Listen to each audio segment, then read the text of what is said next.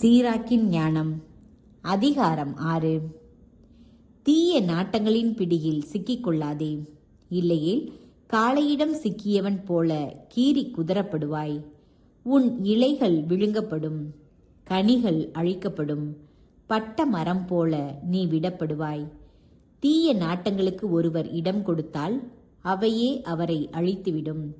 அவர் பகைவரின் நகைப்புக்கும் ஆளாவார். நட்பு இன்சொல் நண்பர் தொகையை பெருக்கும். பண்பான பேச்சு உன் மதிப்பை உயர்த்தும். அனைவரோடும் நட்புடன் பழகு, ஆனால் 1000-ல் ஒருவரே உனக்கு ஆலோசகராய் இருக்கட்டும். ஆய்ந்து நட்பு கொள். நண்பரையும் விரைவில் நம்பிவிடாதே. தன்னலம் தேடும் நண்பர்களும் உண்டு. அவர்கள் உன் நெருக்கடியான வேளையில் உன்னோடு இருக்க மாட்டார்கள். பகைவர்களாய் மாறும் நண்பர்களும் உண்டு. அவர்கள் உங்கள் பிணக்கை மற்றவர்களுக்கு வெளிப்படுத்தி உனக்கு இழிவை கொண்டு வருவார்கள். உன்னுடன் விருந்துண்ணும் நண்பர்களும் உண்டு. அவர்கள் உன் நெருக்கடியான வேளையில் உன்னோடு இருக்க மாட்டார்கள். நீ நல்ல நிலையில் இருக்கும்போது அவர்கள் உன் உயிருக்கு உயிரான நண்பர்களாய் இருப்பார்கள். உன் பணியாளர்களை ஆட்டி படைப்பார்கள். நீ தாழ்ந்துவிட்டால் உனக்கு எதிராய் அவர்கள் மாறுவார்கள். உன் முகத்தில் விழிக்க மாட்டார்கள்.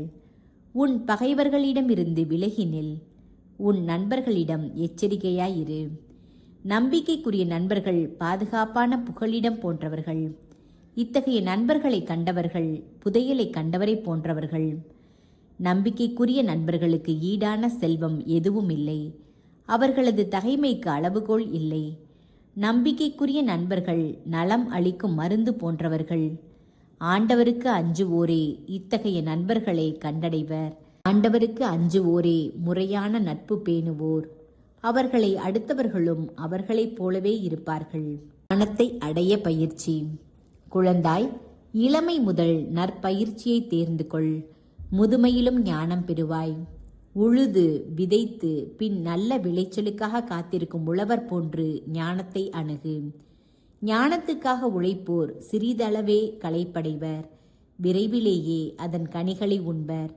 நற்பயிற்சி இல்லாதவர்களிடம் ஞானம் மிக கடுமையாக நடந்து கொள்ளும். அறிவிலிகள் அதனோடு நிலைத்திருக்க முடியாது. அது அவர்களை சோதிக்கும் பாறாங்கல்லாய் இருக்கும். அவர்கள் அதை தள்ளிவிட காலம் தாழ்த்த மாட்டார்கள். ஞானம் பெயர் பொருத்தம் உடையது. பலருக்கு அது புலப்படுவதில்லை. குழந்தாய், உற்று கேள். என் தீர்ப்புகளை ஏற்றுக்கொள். என் அறிவுரைகளை புறக்கணியாதே. ஞானத்தின் விலங்குகளில் உன் கால்களை பிணைத்துக்கொள். அதன் சங்கிலியில் உன் கழுத்தை புகுத்திக்கொள். குனிந்து அதனை தோளில் தூக்கி சுமந்து செல். அதன் தலைகளைக் கண்டு எரிந்து விழாதே. உன் முழு உள்ளத்தோடும் அதனை அணுகு.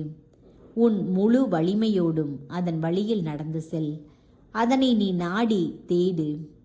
அது உனக்கு புலப்படும். அதனை சிக்கன பிடி, நழுவ விடாதே.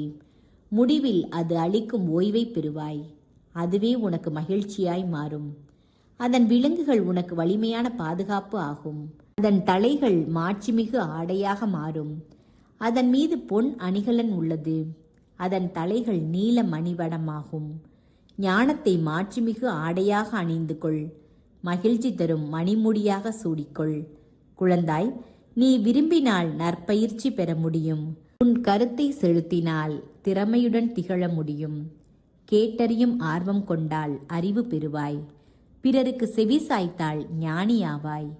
மூப்பர்களின் தோழமையை நாடு. ஞானிகள் யார் என கண்டு அவர்களை சார்ந்து நில். கடவுளை பற்றிய எல்லா உரைகளுக்கும் செவி சாய்ப்பதில் ஆர்வம் காட்டு. அறிவு கூர்மை கொண்ட பழமொழிகளை கேட்காமல் விட்டுவிடாதே.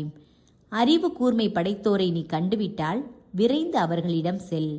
உன் காலடிப்பட்டு அவர்களின் வீட்டு வாயிற்படிகள் தேயட்டும். ஆண்டவரின் நெறிமுறைகளை எண்ணிப்பார். அவருடைய கட்டளைகளை எப்போதும் உள்ளத்தில் இருத்து. அவரே உன் உள்ளத்திற்கு தெளிவூட்டுவார். நீ விரும்பும் ஞானத்தை உனக்கு அருள்வார்.